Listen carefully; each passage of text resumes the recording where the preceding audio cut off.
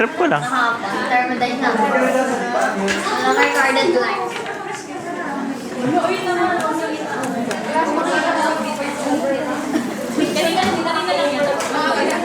Uy naman. Ako wala na lang. Ako.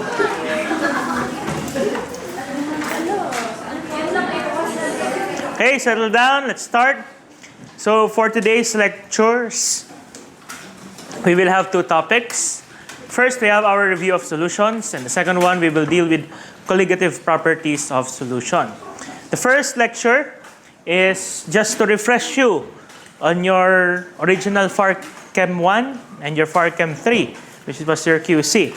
So I hope marunong na kayo nito kasi galing kayong QC. So let's start first with what is a mole.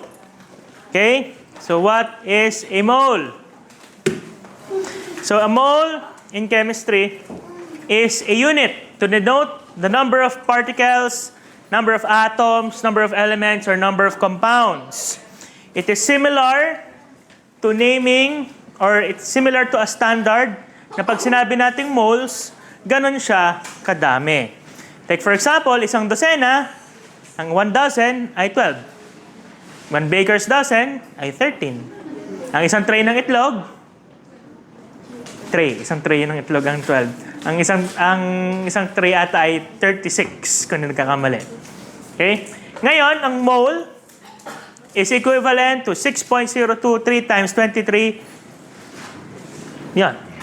Wala siyang unit, pero ganun siya kadami. So pag sinabi natin 1 mole, merong 6.023 times 10 to the 23rd power something. Pwede siyang particles, pwede siyang ions, pwede siyang cations, anions, molecules, compounds. And a mole is a constant value. Pag sinabi nating mole, it's a number of substance or a number of particles. Paano kunin ang dami ng moles ng isang substance? Kailangan natin ng molar mass. Saan kinukuha ang molar mass? Depende. Sa periodic table, kapag element. Kapag compound, sa weights ng elements comprising that compound. Pwede rin, nasa problem na mismo. Okay? So take for example, sample muna tayo. Pag sinabi natin 1 mole of something or 1 mole of this element, pag tinignan nyo sa periodic table, may equivalent na yon. Yun yung kanyang molar mass. Ang sabihin nun, 1 mole of that substance has this amount in grams. Okay? So take for example, let's sample tayo. 1 mole of oxygen. Oxygen has a molecular weight of 16. So gaano kabigat ang 1 mole of oxygen? 16. Ang formula na ginagamit, kung kailangan yung formula, is mass equals moles times molecular weight. Ang moles natin is moles. Ang molecular weight ay grams per mole.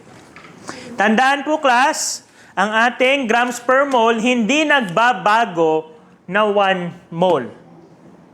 Laging over 1 mole yon, parang density. Yung nasa taas ang nagbabago.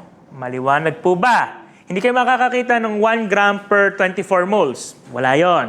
24 grams per 1 mole. Possible po yon. Naintindihan? Naintindihan? Sunod, 15 moles of carbon.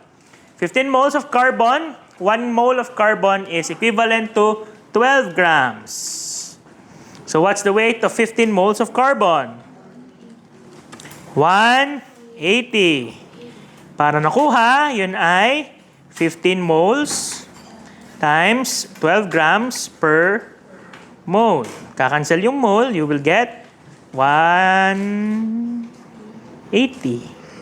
grams. Maliwanag po ba? Kaya. Simple. Sunod. 3 moles of hydrochloric acid. Hydrochloric acid is made out of hydrogen and chlorine. H equals 1, chlorine equals 35. What's the weight of 3 moles of hydrochloric acid?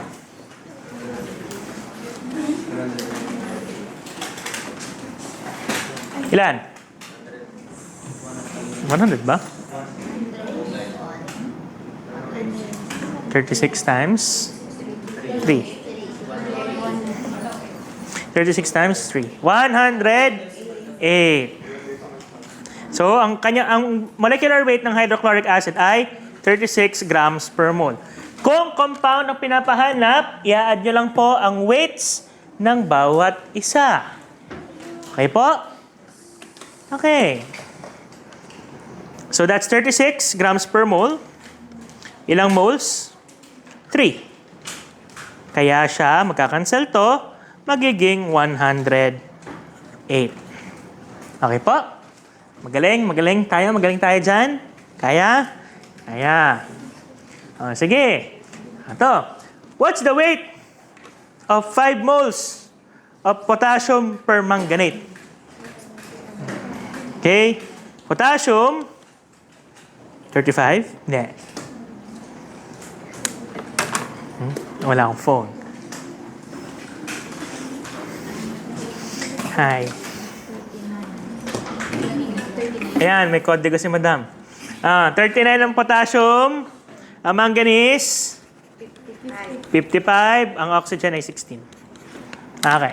What's the weight of 5 moles of potassium permanganate? Compute.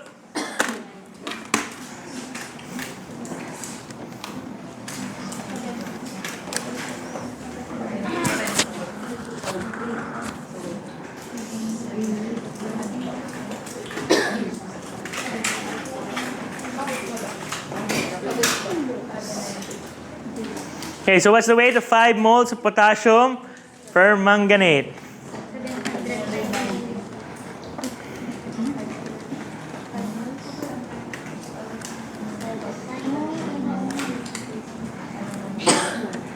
790. Okay. Nagulat kung bakit 790 yon. Kasi ang potassium permanganate ay KMnO4. Kaya pinapasaulo yan sa inyo nung Chem 1. So 4 oxygen, 1 manganese, 55, saka isang potassium. Potassium is 39. Basta pag pinag-add yan na yan, nakakatawa mag-breakdown. Plus 55 plus 39. It is 158 grams per mole. Times 5 moles. Okay po? Maliwanag po? Kaya? Ayan, next. Pagpabaliktad, you're going to get the number of moles per weight of substance. Baliktarin lang po natin para makuha number of moles. Moles equal gram times gram per mole naman. Nasa baba yung gram. So parang dinidivide natin yung weight by the molecular mass. Okay? Take for example, how many moles of carbon are there in 12 grams of carbon? Ilan? 1. Kasi molecular weight ng carbon ay 1. Okay, so kung i-compute natin para maipakita natin sa nanonood sa atin, 12 grams divide times 12 grams carbon is 1 mole carbon. Magkakancel po yan, equals 1. Okay? Ang goal po natin ay maka 1,000 subscribers. De, joke lang. Hindi importante yon.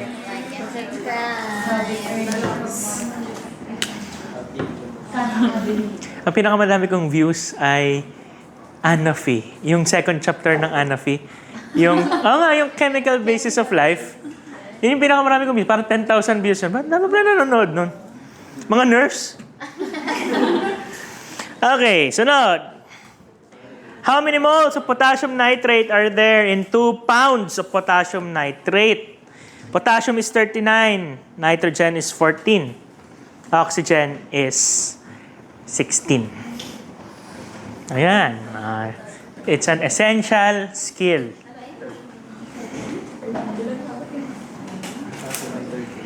Ay, taray. Ang isang goal natin, since we are trying to innovate, is pagka-graduate nyo ng 4th year, 2 boards ang sasabakin nyo. Sasabak namin kayo sa Chemtech, bago sasabak namin kayo ng pharmacist. Kasi isa lang naman yung review eh. Kung anong review mo ng pharmacist, malamang-lamang kaya mong ipasa ang Chemtech. Pero kung bagsak kayo ng Chemtech, edi tatago na natin yung result. Pero kapag 100%, ipopost natin. Ganun lang naman kasimple. Sasabak yung batch ngayon ng Chemtech. Pag nag 100% sila, continuous na 2 lagi ang board exam pagka-graduate. Oh my God. Dali lang yun. Madali lang ang Chemtech. Yung po ba yung kay Nice Sir Magbo? Pinasangan nila. Kayo pa kaya? Okay. Mag-name lang ng organic compounds. Ang ano lang. There is name. Saka QC1. Yun lang nalabas sa Chemtech.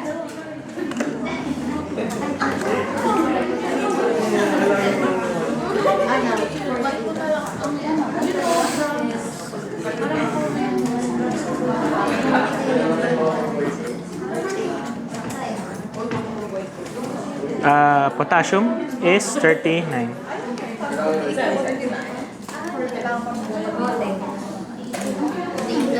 So, ang ating potassium nitrate ay 101. We have 2 pounds. Yep. 4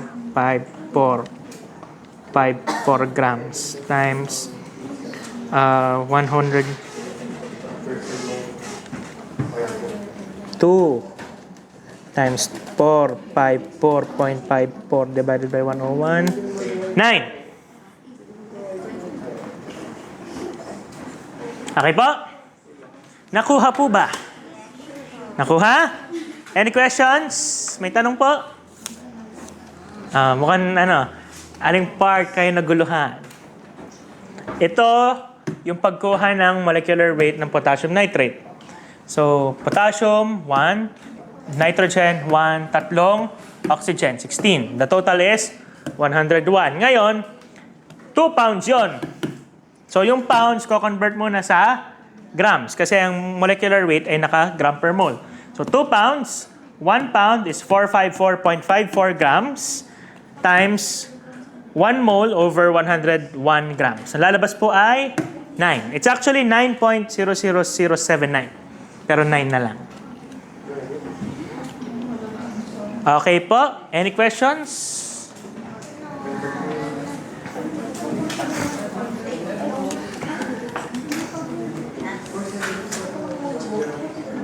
Okay, let's skip this one. Okay. Marunong na kayong kumuha ng moles. Marami na kayong mararating dahil marunong na kayong kumuha ng moles. Yung mga susunod ay mga measurements of concentration using moles. Number 1 ay molarity. Molarity is the number of moles per liter solution. Hindi milliliter, liter. Gaano kadami? Moles per liter. Ang ating tawag ay molar.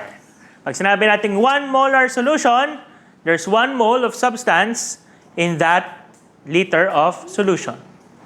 Okay? Relatively speaking, a 1 molar solution is relatively concentrated. Okay? So, formula ng molarity, moles over liter. Okay? Kaya? Okay, paano pag grams? Pag grams ang nakalagay, ko-convert nyo muna sa moles. Bago sa kanya, divide by liters. Liwanag? Okay, let's try. A liter of a solution had 3 moles of sodium bicarbonate. What is the concentration of the solution in molarity? Ano sagot? 3. Kasi number of moles over number of liters. Number of moles over number of liters. Ilang moles? 3. Ilang litro? 1. 3. Okay? Okay. Next. If 15 moles of aspirin was dissolved in a gallon of water, what is the molar concentration of that solution? P divided by 3.785. 3.96. Remember that molarity is based on liters. So that is, saan? Yan. 15 moles over 3 gallons. 1 gallon. Okay, ngayon, ang isang galon, hindi naman yan litro. Kailangan nating i-convert. 1 gallon is 3.785 liters equals 3.96. Hindi ko makita. 3.96. Okay po? Kaintindihan? Okay, sample time. Harder. 20 grams of sodium hydroxide was dissolved in 5 liters of solution. What is the molar concentration of that solution?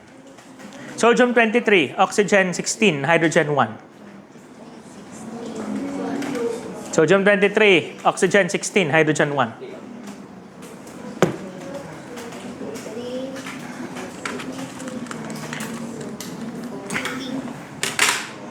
Alam ko na yung sagot. Solo ko kasi molecular weight ng sodium hydroxide. Kaya madali.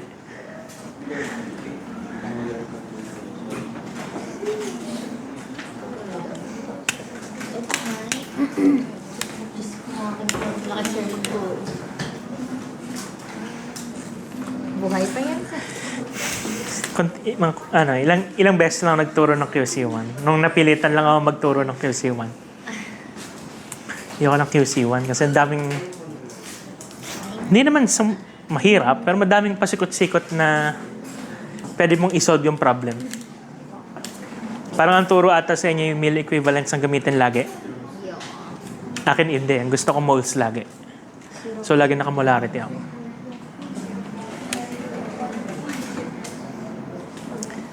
May sagot? Anong sagot? 0.1. Very good. Okay? 20 grams. Sige, sodium hydroxide muna tayo. Sodium hydroxide, 1, 16, 23. That is 40 grams. 20 grams over 40, that is 0.5 moles. 0.5 moles over 5 liters, you get 0.1 molar. Okay, dapat warm up lang yan sa inyo. Okay? Okay po? Okay. Let's skip this one. Kung gusto nyo, solve it on your own. If 2 moles of sodium chloride was dissolved in 50 ml of water, what would be the molarity of that solution? Ha? Wala ko, sir, layo yun.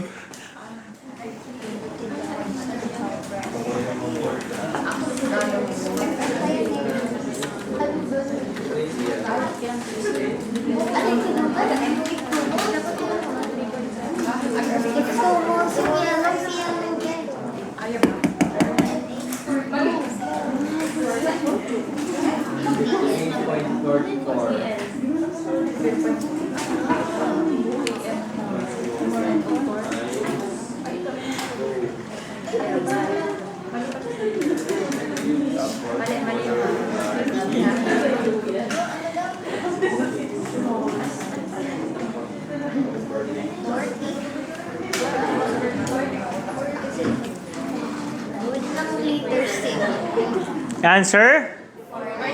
40. Moles na yung sodium chloride. Wala na kang gagawin. Moles na eh. Pero, 50 ml of water. Ang tinatanggap natin for molarity is liters. So, we need to convert 50 ml to liters by dividing by 1,000. So, kaya napakalaki nung molarity na yan. Okay? Next, we have normality. Bakit? Bakit? Oh. Normality is similar to molarity. However, instead of moles, we use the gram equivalent weight of a solution. Okay? To get the gram equivalent weight of a substance, you simply need to multiply the number of moles by the H factor. Okay? It's that simple, and you will get gram equivalent weight. H is a factor for acids and bases. You only need to count the number of hydrogen or hydroxide ions in that compound. Take for example, bibilangin nyo lang po hydroxide or hydrogen. Let's have an acid. What is the H value or H factor? 1. Ilang H yan? Isa. Buti marunong kayo magbilang. Isa. 1. Sulfuric acid. 2. Very good. Phosphoric acid. 3. Okay? Bakit hindi binibilang to? Hindi po siya hydrogen, hindi rin siya hydroxide. Okay? Next, let's have bases. H factor, 1. H factor, 2.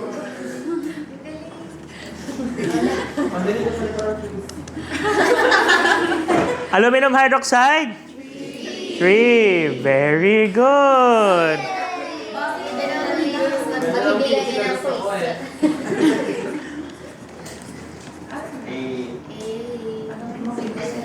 Ano ang H value nito? 1. Ano? The answer is? Ano? Ha? Ano sagot? Ano? Anong none? Hindi, nag-zero. Walang value yung taas.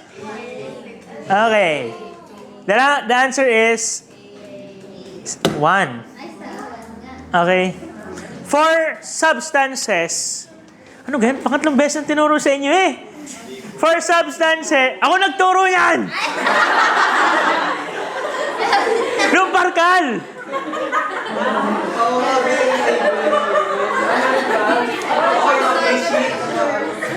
Iba ba yung H factor, iba ba yung species, iba yung sa milliosmoles. Sorry. For substances that are not acids nor bases, the default value is 1. So, kung hindi acido or hindi base, ang kanyang value ay 1. So, ang molarity ng isang non-acid or non-base is the same as the normality. Subukan nyo, ha? Okay. Like for example, if 2 grams of silver chloride was dissolved in a liter of strong iodine solution, what would be the normality of silver chloride? Silver is, patingin, silver? 100? AJ, katabi ng AU. 108. 108. Silver is 108.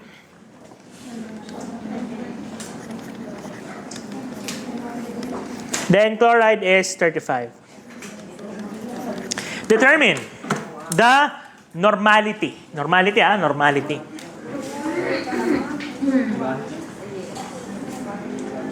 Grams. Grams times L. Wala.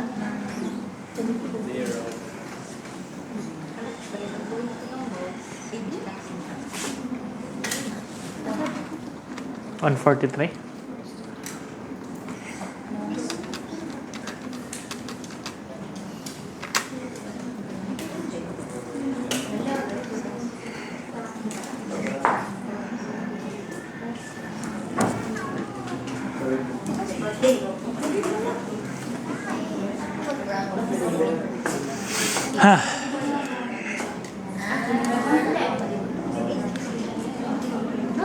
Okay, answer please. 0.013. All you have to do is convert grams to grams silver chloride. 143 grams silver chloride is 1 mole. Anong kanyang H factor? 1. So same lang, times 1. So it's 0.0139 moles over 1 liter. So yun din po, 0.0139 normality. Mali, dapat ito yung gram equivalent weight. Okay po? Naintindihan?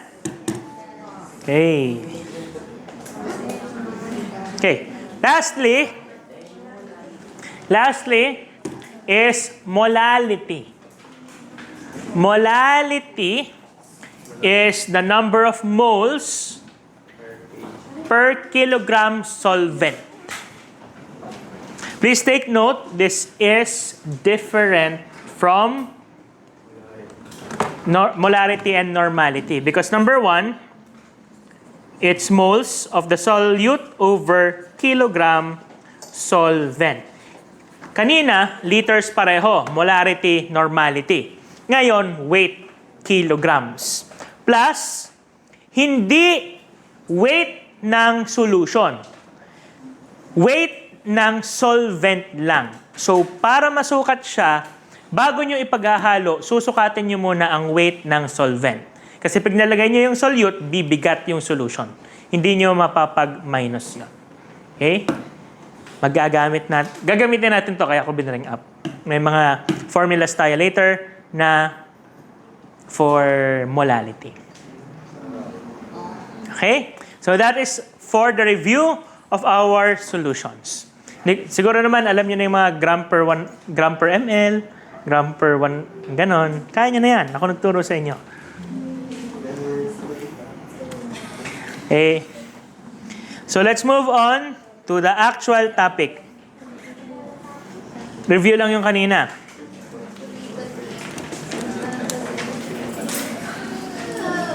Okay. For physical pharmacy, we will now be dealing with colligative properties of solutions.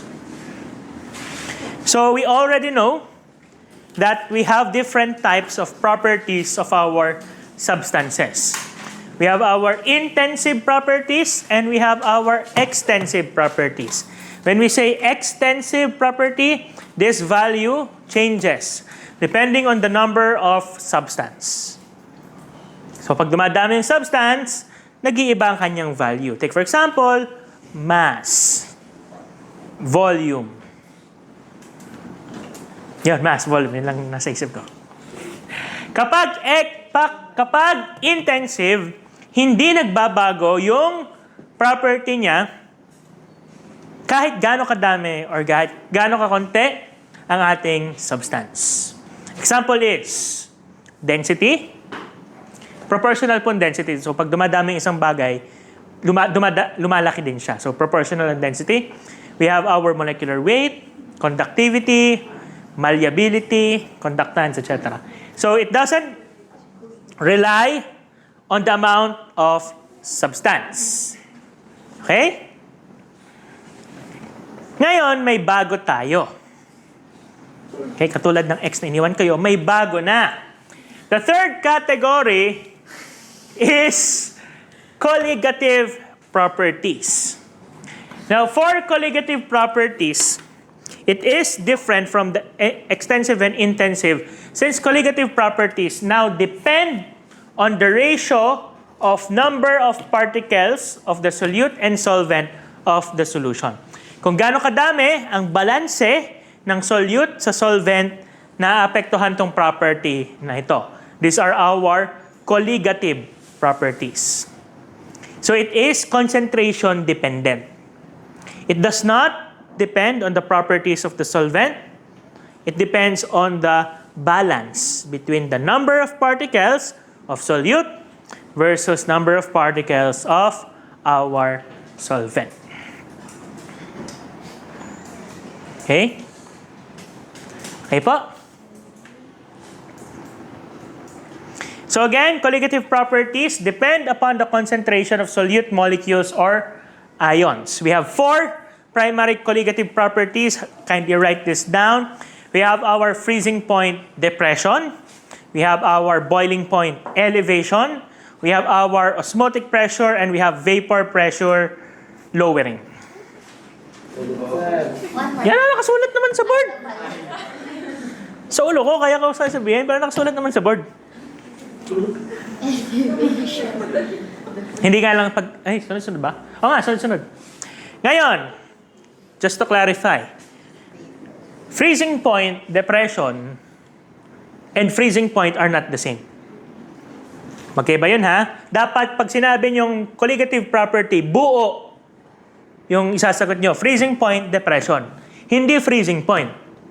Which I will explain pag inisa-isa ko yung colligative properties. Pero yung 4 na colligative properties na yan, dapat eksakto. Hindi putol. Ibangin sabihin kapag putol. Pag sinabi mong boiling point, it's the temperature at which the substance boils. Pero pag boiling point, elevation, ibangin sabihin nun.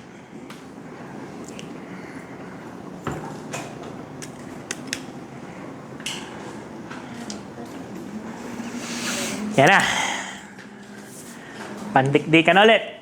Okay, so in chemistry, any ideal solution or ideal mixture with a is a solution with a thermodynamic property similar to an ideal gas.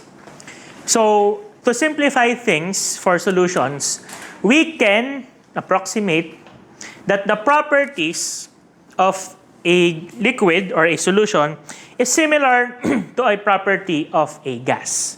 Para mas madali, we approximate it to be similar to an ideal gas. So yung properties ng ating ideal gas, it perfectly corresponds to the ideal gas law. Hindi siya nawawala ng kinetic energy pag siya ay nagtatama sa isa't isa. It is elastic collisions.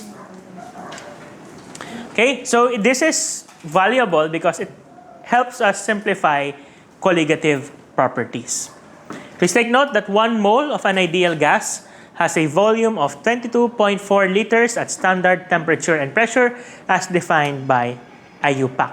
22.4, hindi 24.2, hindi 42.2, 22.4. Ha? 224. 224, tandaan. 224. Pag lumabas yan sa true or false, yan, babalik ta rin ko yan. Hindi 2.24, 22.4. Okay. So let's start with Dalton's law or Dalton's law of partial pressures. So according to Dalton's law of partial pressure, the total pressure of a solution or a gas mixture is equal to the partial pressures of the component gases or liquids. Okay? So the total pressure exerted is equal to the sum of the partial pressures of the individual gases. Okay. Para simple, ganito po ang ating Dalton's law. Ang ating A may pressure. Ang ating B may pressure din. Kapag pinagsama mo, anong makukuha nyo? Total pressure. Or A plus B. Maliwanag po ba? Simple lang. May pressure si A, may pressure si B. Pag pinagsama mo, may total pressure ka. Ayos po? Naintindihan? Kaya? Hindi. Sige. Sunod. Next, we have Raoult's law. So, Raoult's law states that, tadahan-dahanin ko na, the partial vapor pressure of each component in an ideal mixture of liquids is equal to the vapor pressure of the pure component multiplied by the mole fraction in the mixture. Wag nga. Makinig muna. Okay? Makinig muna. Iisa-isahin ko ha. Iisa-isahin ko. Ang condition is it's analogous to an ideal gas. Ang ating pressure dito, class, is vapor pressure. Okay? Hindi katulad ng gas na may actual pressure. Vapor pressure is a pressure exerted by a liquid. Mamaya ko explain kung ano yon.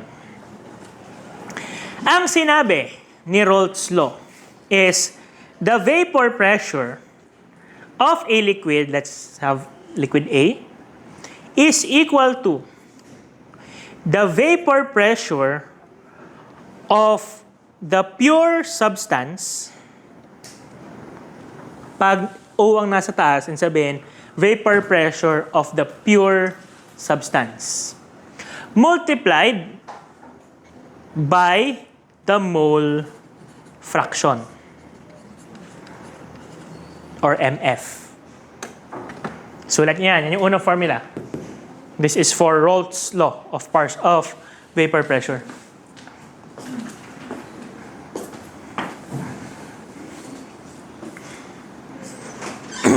Okay? So again, the partial vapor pressure of A equals vapor pressure of A in the pure state multiplied by mole fraction. Okay. Now, babalikan ko yung isa-isahin natin. So vapor pressure or equilibrium vapor pressure is defined as the pressure exerted by a vapor in equilibrium in a condensed phase at any temperature in a closed system. It relates to the tendency of the particles to escape from the liquid. And a substance with a high vapor pressure at normal temperatures is considered to be volatile. So, imagine nyo, meron kayong isang container. Closed system siya. So, pinag-usapan natin kahapon kung ano yung closed system. So, hindi nagalaw yung mass ng isang bagay. Meron kang liquid phase. At the surface, class, of the liquid, may tendency na yung particles ng liquid ay mag-escape into the gas component at equilibrium. So, sadya naman po siya mag-equilibrium kasi sarado. So, pag nag-start na siya mag-equilibrium, may tatakas na liquid. Yung tumatakas na liquid particle, magiging gas. At pag nagsuot ka dito ng pangsukat ng pressure, yun yung vapor pressure. So, kung anong pressure dito, yun yung vapor pressure. Pagtaas ng vapor pressure, meaning paglakas ng tendency ng liquid yung maging gas. Pagbaba, edi yan, mababa. So kapag volatile, yung isang substance, mataas ang kanyang vapor pressure, mabilis siyang mag-evaporate into gas. Take for example, alcohol, like your ethyl alcohol. Bakit pag ginanon yung alcohol, pag ginanon yung konti, tuyo na, kasi it is very volatile. Maliwanag po? Naintindihan ng vapor pressure? Yes. Niloloko niyo sarili niyo? Yes. Peer pressure lang. Okay. Imagine niyo lang, container, sarado, pag nag-equilibrium na, sinuotan mo ng pangsukat ng pressure, yun ang vapor pressure. Sunod, mole fraction. Mole fraction is a different type of unit of concentration. It's another way of expressing the concentration of a solution or mixture. Para makuha to class, ay ibang calculation. Okay? Mole fraction ay set ko pala muna ang condition. May dalawa kang substance sa loob ng container. Meron kang A, meron kang B. Para makuha ang mole fraction A, it is the number of moles of A over total moles. Saan nakukuha ang total moles? Moles A plus moles B. Klaro po? Or moles fraction B, MFB. Kakat ko yon sa video. Cut. We have number of, gusto ko ma-monetize. moles of B over total moles. Please take note, class, that the mole fraction of any substance will never exceed 1. Kasi ito ay naka-ratio sa total. Kapag lumampas ang mole fraction nyo ng 1, may mali kayong ginawa. Dapat pag pinag-add ang MFA at saka MFB, 1 yon or close to 1. Pag less than or greater than 1 yon, may problema. May mali kayo sa calculations. Kasi naka-ratio yan. Okay, let's have a sample.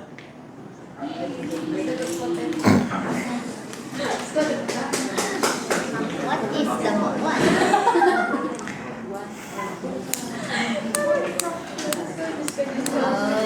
How many are we?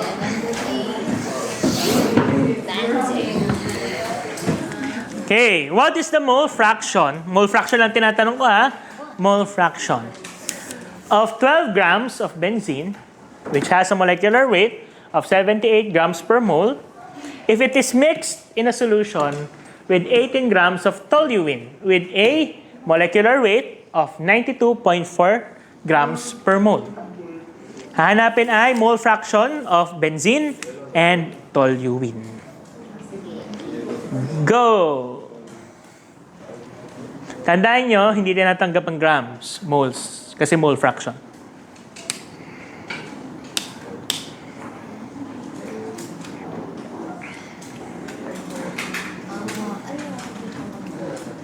Ano kayong ulam sa bahay?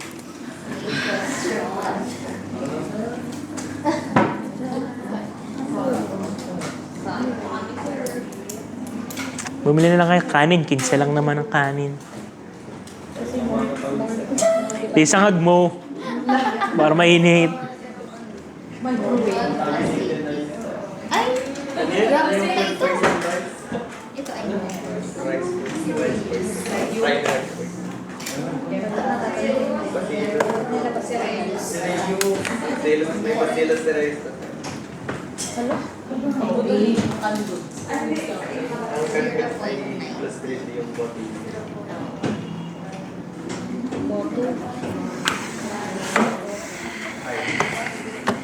Oo, sa akin din benta. Ano eh? Niragot mo? Okay, sure.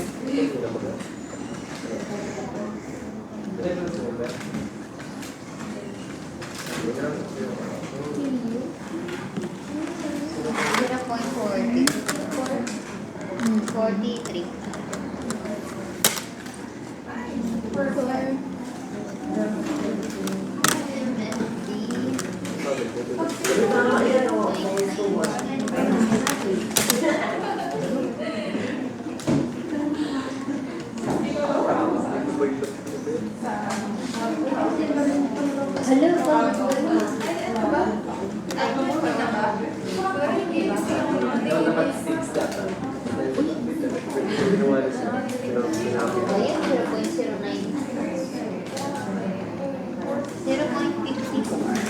Okay. Itigil muna ako dito sa pagsasolve. Ang pagsasolve nito, una, lahat ng grams gagawin yung moles. So itong benzene, kinonvert ko sa moles. Gamit ang kanyang molecular weight na 78.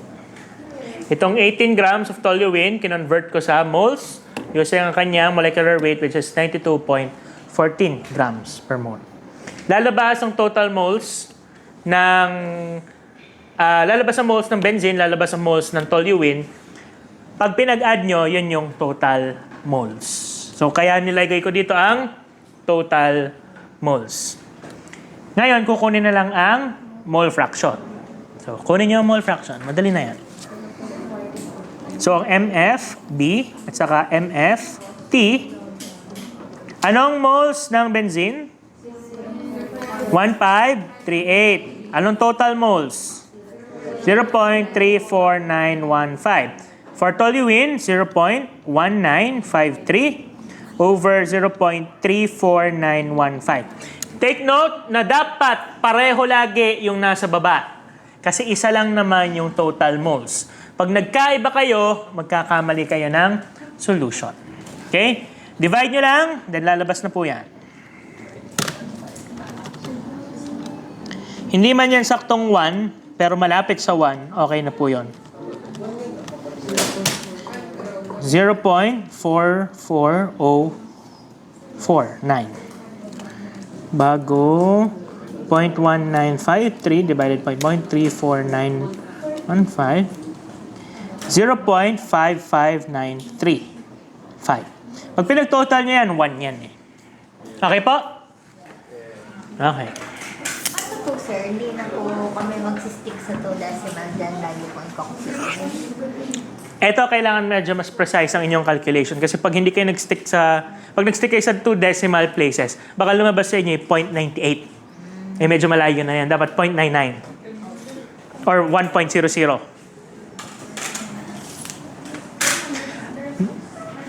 example po, yung ina na siya, yung dun pa lang sa pangalawa, niranggo. Dito? Pero mag-iiba po yung sagot doon. Pero pag pinlas pa rin po, 1 pa rin po.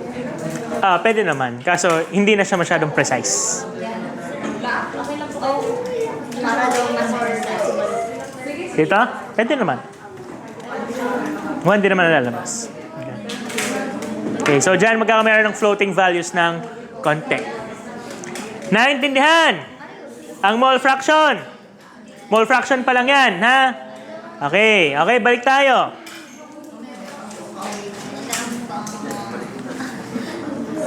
Let's now combine the two. Let's now combine the two laws together.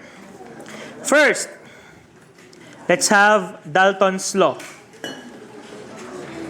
Dalton's law states that the total pressure is equal to the pressure of A plus pressure of B.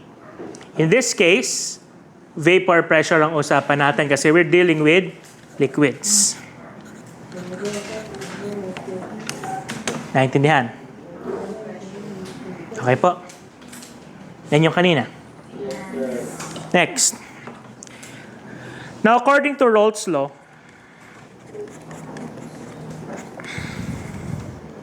the vapor pressure of a substance equals the vapor pressure of that substance pure times mole fraction. Tama po ba? Yes, yung sinabi natin kanina. Okay? We're on the same page? Okay. Now, since we have vapor pressure of A and we have now vapor pressure of B, we're going to insert this formula here. Kaya ang lalabas is total pressure equals vapor pressure A pure times mole fraction A plus VP pure of B times mole fraction B. And that's the new formula. A combination lang po. Ang total pressure is vapor pressure of A plus vapor pressure of B. Para makuha ang vapor pressure of A, kailangan ng vapor pressure of pure A times mole fraction of A, then vapor pressure pure B times mole fraction B. Ang vapor pressure of pure, it's a standard, depending on the temperature. Mole fraction depends on anong nakahalo sa kanya. Okay, so this is the formula for getting the vapor pressure of a system. So, pwede ko ipa-compute. Pag pinaghalo ko tong gas na to, at pag pinaghalo ko tong liquid na to, what would be the total vapor pressure? Mako-compute nyo na. Given naman po lagi ang pure vapor pressure. Okay? Nakopya. Makinig. Una, anong tanong? Partial vapor pressure. So, para makuha ang partial vapor pressure ng benzene, partial vapor pressure equals VP of pure benzene times mole fraction Benzene. Para precise. Benzene din. So, hinahanap din ng ethylene chloride. So, ganun din. Vapor pressure, ethylene chloride, pure, times mole fraction, ethylene chloride. Yan. Binigyan ka na ng mole fraction ng benzene. So, para sa benzene, madali na. Anong vapor pressure pure benzene? 268 times 0.6. Meron na. So, multiply nyo na lang. 268 times 0.6. 168. Sunod. Ang ating ethylene chloride, anong kanyang vapor pressure? Anong kanyang mole fraction? 0.4. Katulad ng sinabi ko kanina, ang mole fraction total should always be 1. So pag 1 minus 0.6, you have 0.4. Kasi naka-fraction naman eh. So lalabas po dyan, times 236 times 0.4. 94.4. Okay? Okay, nakuha niyo po? Asa kayo. Last question. Last question for the evening. Para lang matapos na yung vapor pressure. Next meeting, pagbalik, vapor pressure, lowering na.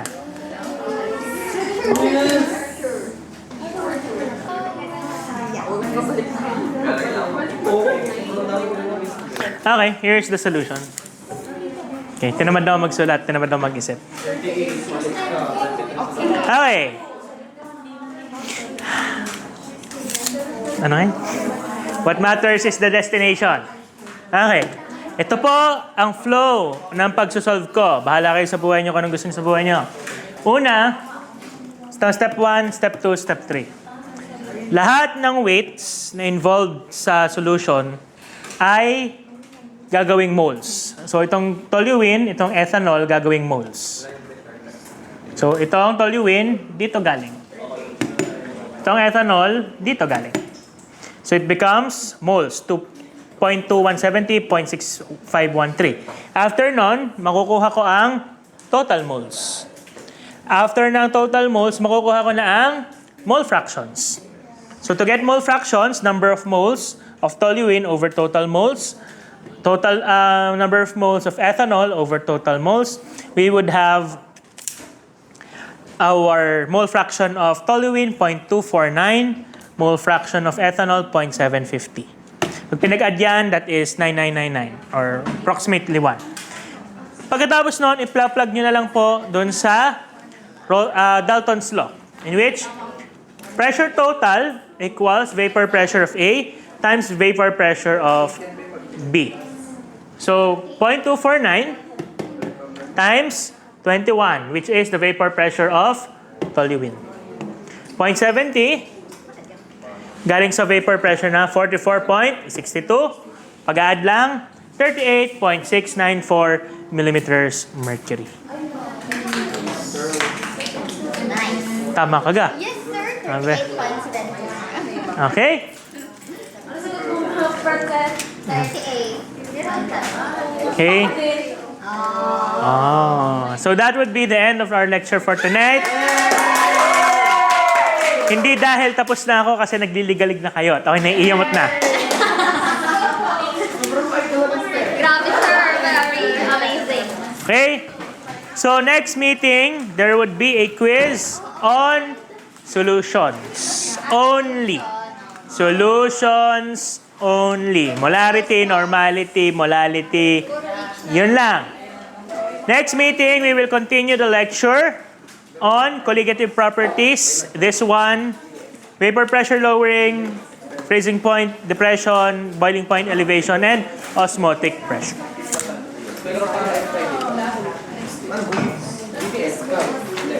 Okay?